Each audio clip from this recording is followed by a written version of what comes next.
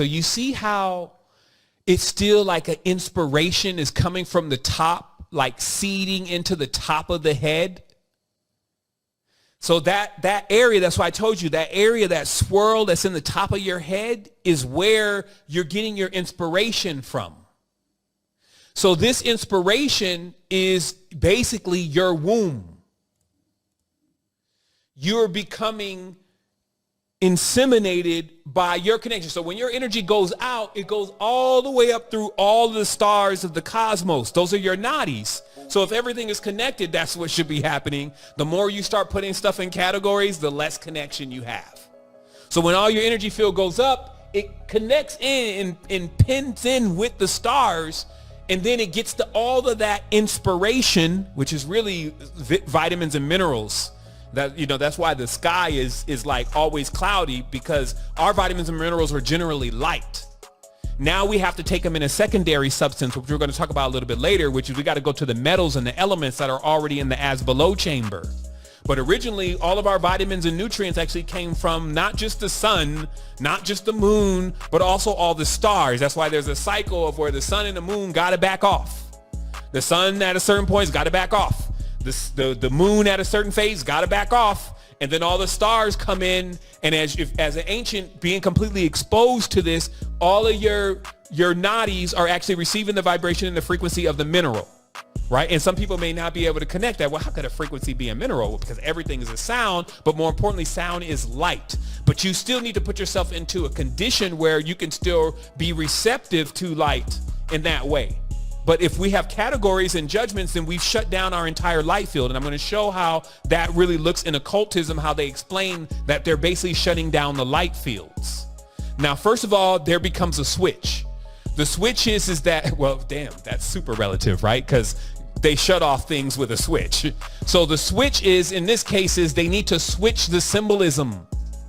They need to take you from being turned on and actually turn you off. So that is as simple as taking the masculine and the feminine principles and actually reversing them.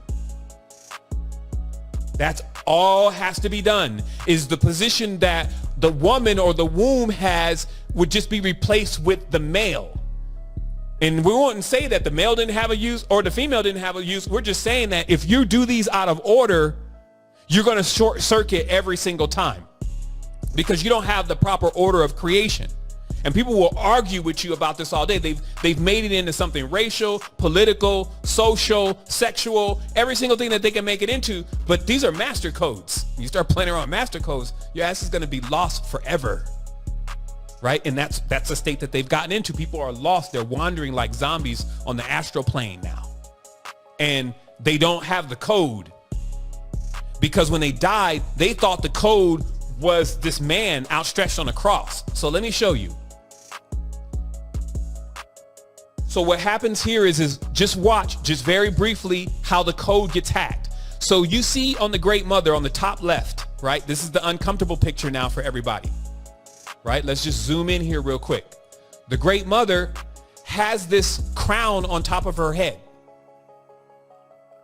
Some think this is a racial thing. Some think these are naps. Some think these are they coils. They don't know what these are. We just looked at what these are.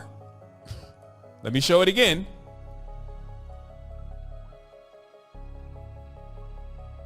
What these are is on the top, when the inspiration is coming from the top of the head, it's light waves, which waves are coils. So when the head is receiving these light waves, they're basically receiving them through these coils. So this is basically an image of the crown chakra. So the Great Mother is the originator and the pattern of the crown chakra. It is a code. And it's because if you ever need nourishment, you can always go right to the original pattern and you can receive nourishment from the actual point of light. What we are about to business now is awakening.